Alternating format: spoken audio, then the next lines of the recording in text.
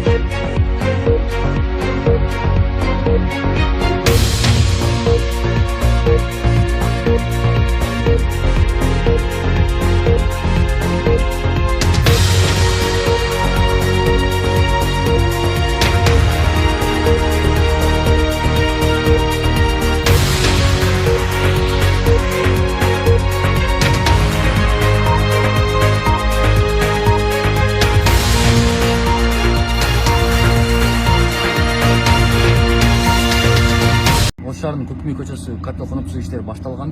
Бул учурда бизде Кеңеш айылынан баштап Битирешкен айылына чейин жол толук жабылып, битум сейилип, асфальттын биринчи слой төшөө иштери башталды. Ал бүтөр менен элек төсөөнү басып бастабыз буюрса. Андан кийин уже жолдун кийинки бөлүгүнө өтүп кетебиз. Белгилей кетсек, бизде Көк үй көчөсү жалпы узундугу 4100 метр болсо, ал эми кеңдиги болсо 14 метр болот.